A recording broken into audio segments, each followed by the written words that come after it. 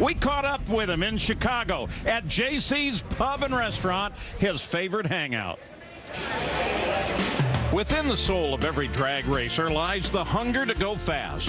For nearly 60 years, Top Fuel pilot Chris Karamesines has been getting his fix at the drag strip. He's the first driver to break the 200 mark. Today, in his 80s, we find out what makes the NHRA's oldest driver go. When we first started out, we were running 150 miles an hour, and we thought that was great. And then nobody ever thought you could run 200, and we were always trying to run fast. And then as time went on, we were running 180, and then all of a sudden 190.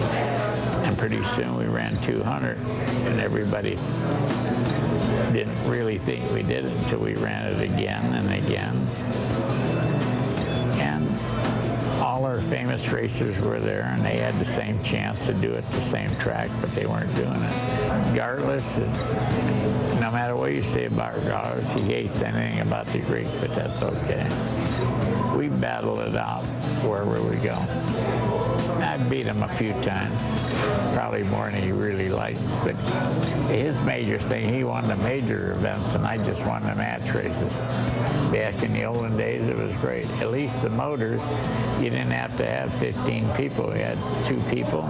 You could go down a racetrack, make some money, buy yourself hot dogs. If you win, you ate steaks. I think what happens when you get older, you think you're as good as the next person, but if you're alert and you still can see good and you feel good about it, you go out and do the best you can. When I'm behind the car when it starts, I feel just as young as I did 50 years ago. I'm very aggressive on the lights, and I try to do the best I can. And there's a lot of people come up and give me money just so I can go race. The people you wouldn't even realize would give you some money. And it's an amazing thing that they want to see you run and keep on going. Sometimes I refuse taking it because I feel guilty about it, but I'm still out there doing it. But if they want to buy a drum of fuel or a set of tires, I let them do it. I've really enjoyed my life, and I've had a great time. Believe me, I used to run around the country from Maine to California to you name it. We've hit 40 states out of the Union, and we raced everywhere, and we've had a hell of a time. You know, Paul, as a kid growing up in Southern California, I mean, the Greek never won a national event, but the fact that he's still out there doing it 81 years and seeing all those racetracks that he ran on, he is a legend in my mind and everybody else's.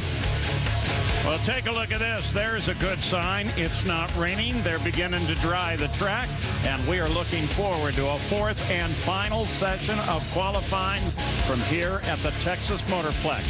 We'll get you caught up with all of that right after this.